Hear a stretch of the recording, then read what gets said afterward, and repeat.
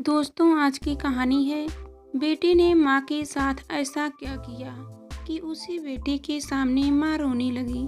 कहानी पसंद आए तो वीडियो को लाइक एवं सब्सक्राइब जरूर करना। मैं भी तुम सबके साथ ही लंबा सफ़र करके आई हूँ।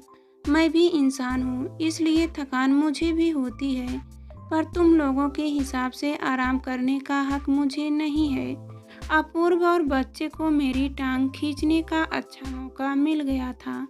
सबसे पहले छोटे बेटे ऋतिक ने मोबाइल हाथ में लेते हुए कहा, लाओ मम्मा, मैं नानी को फ़ोन करके बता देता हूँ कि आप मामा की शादी में नहीं आ पाएंगी, क्योंकि आपने भीष्म प्रतिज्ञा की है कि आप हम लोगों के साथ अब कहीं नहीं जाओगी। ऋतिक की बात पूरी होते ही अपूर्व ने उसके हाथ से फ़ोन लेते हुए कहा, अरे बेटा, मेरे होते हुए तुम नानी से बात करो, यह मुझे ठीक नहीं लग रहा है। लाओ फ़ोन मुझे दो, मैं नानी को ठीक से समझा देता हूँ कि वह साली साहब की शादी की सारी तैयारियां अकेले ही कर ले, क्योंकि उनकी लाडली ने कहीं भी ना जाने की प्रतिज्ञा कर ली है। मेरे दिमाग के गर्म पारे पर माँ के फ़ोन से पानी की जो ठंडी फुहार पड़ी थी, वह पुनः इन लोगों की चुहलबाजी से ज्वलंत होने लगी थी।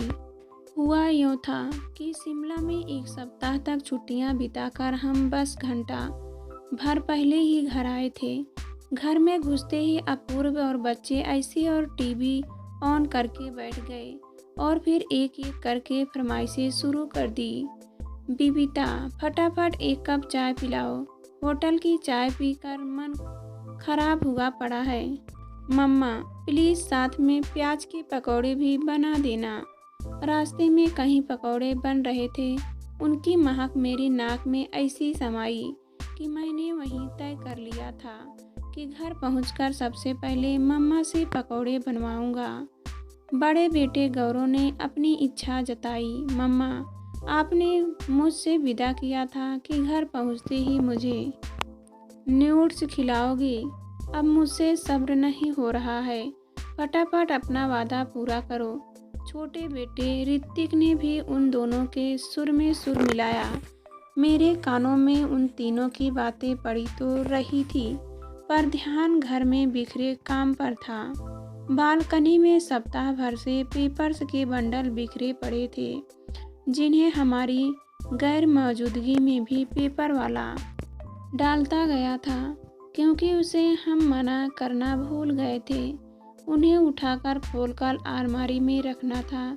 सामने और पीछे दोनों तरफ की बालकनी के गमलों के पौधे एक सप्ताह में पानी की अभाव से झुलस से गए थे, उनमें पानी डालना था। घर में इतनी धूल दिखने लगी थी कि फर्श पर चप्पलों के निशान बन रहे थे।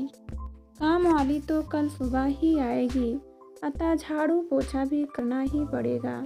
सारे कमरों की बेडशीटें बदलनी है, किचन समेत पूरे घर की डस्टिंग करनी पड़ेगी। सूटकेस और बैग्स को खाली करके धूप दिखाकर ऊपर की अलमारी में रखना है। सबसे बढ़कर तो गंदे कपड़ों के अंबार से निपटना है।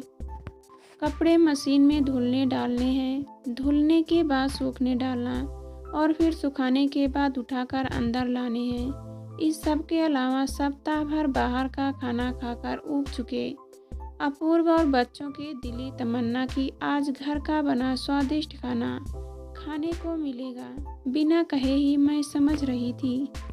2-4 दिन के लिए भी घर छोड़कर कहीं चले जाओ तो आने के बाद काम का अंबार देखकर मन इतना घबरा जाता है कि यह सोचने लग जाती हूँ कि गई ही क्यों। अपूर्व और बच्चे तो बस सूटकेस और बैग्स को घर के अंदर पहुंचाकर अपने कर्तव्य की स्त्री समझ लेते हैं। उन्हें किसी और काम से मतलब नहीं रह जाता। मैं अकेली सारे काम निपटते निपटते अधमरी हो जाती हूँ। अपूर्व और बच्चे तो अपनी अपनी फरमाइशें मुझे सुनाकर टीवी के सामने बैठ गए और मैं किचन में खड़ी सोचने लगी कि कहाँ से काम शुरू करूँ। मुझे पता था कि जब तक तीनों की खाने पीने की फरमाइशें पूरी नहीं कर दूंगी, तब तक ये शोर मचाते रहेंगे। और मैं कोई भी काम ढंग से नहीं कर पाऊंगी। हालांकि लंबे सफ़र से आने के बाद नहाए बिना कुछ करने का मन ही नहीं कर रहा था, पर नहाने का इरादा त्याग कर जल्दी जल्दी प्याज काटने में जुट गई। गैस पर एक तरफ 2 कप चाय चढ़ा दी और दूसरी तरफ भगोने में नूडल्स बनाने रख दी। तीसरे आंच पर कढ़ाई में तेल गरम होते ही फटाफट पकौड़े तलकर सारा सामान ट्रे में लगाकर उनके पास पहुंच गई। सबके साथ खुद भी सफ़र की थकान कम करने के इरादे से बैठकर मैंने भी चाय पी और उसके बाद पल्लू कमर में कसकर काम निपटाने उठ गई। सोचा सबसे पहले कपड़ों को मशीन में डाल दूं। मशीन में कपड़े अपने आप धुलते रहेंगे और मैं उस दौरान दूसरे काम करती रहूंगी। मशीन लगाने के नाम पर मुझे पानी का ख्याल आया कि पता नहीं टंकी में कितना पानी है, पर जब मैंने ऋतिक से कहा कि जाकर देखकर आ कि टंकी में कितना पानी है ताकि मैं अपना काम उसी हिसाब से शुरू करूं, तो वह मुंह तक चादर ओढ़कर सो गया और अपने बड़े भाई की ओर इशारा करके मुझे सलाह दे डाली कि इसे भेज दो। उसकी हरकत पर गुस्सा तो बहुत आया, पर मैं बिना कुछ कहे चुपचाप वहां से बाहर निकल आई। गौरव ने शायद मेरी नाराज़गी को महसूस कर लिया, अतः उसके बिना मेरे कुछ कहे ही उठते हुए कहा, मम्मा मैं देख कर आता हूँ। शुक्र है किसी को तो दया आई मुझ पर। सोचते हुए मैंने सूटकेस और बैग खाली करना शुरू कर दिए।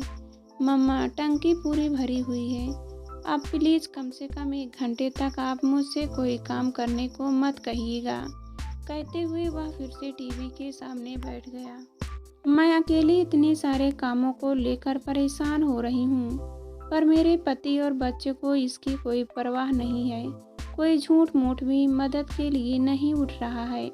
कहीं जाने का प्रोग्राम बनाने में तो तीनों ही बहुत तेज रहते हैं, पर जाने से पहले की तैयारियां में मैं ना कोई हाथ बटाने को तैयार होता है और न ही वापस आने के बाद हौले कामों को समेटने में। बस अब बहुत हो गया। ये सब मेरे सीधेपन का ही नतीजा है। मैं तो हर एक की सुविधा के लिए खटती रहती हूँ, पर इन्हें मेरी रत्ती भर भी परवाह नहीं रहती। अब तो इन्हें इनकी गलती का और घर के प्रति जिम्मेदारियों का एहसास कराना ही पड़ेगा। यह सोचते हुए मैं कमरे में पहुँच गई। मैं भी तुम सबके साथ ही लंबा सफ़र करके आई हूँ। मैं भी इंसान हूँ, इसलिए थकान मुझे भी होती है, पर तुम लोगों के हिसाब से आराम करने का हक मुझे नहीं है। तुम लोगों की सोच यह है कि बाहर बिखरे सारे काम निपटाना मुझ अकेली की जिम्मेदारी है, इसलिए मैंने भी अब तय कर लिया है कि अब आगे से मैं तुम लोगों के साथ कहीं भी आने जाने का प्रोग्राम नहीं बनाऊंगी। प्रोग्राम बनाने में तो तुम तीनों आगे रहते हो, पर जाने के समय की तैयारियों में न कोई हाथ बटाने को तैयार होता है और न ही आने के बाद बिखरे कामों को समेटने में। जाते वक्त अपने कपड़े तक छांट कर नहीं देते हो। तुम सबकी कौन कौन से रखूं?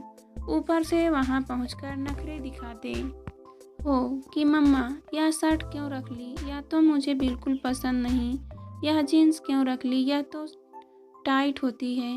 वापस आने के बाद इस समय कितने काम है करने को जिनमें तुम लोग मेरी मदद कर सकते हो, पर तुम में से किसी के कान पर जूं नहीं रेंग रही है।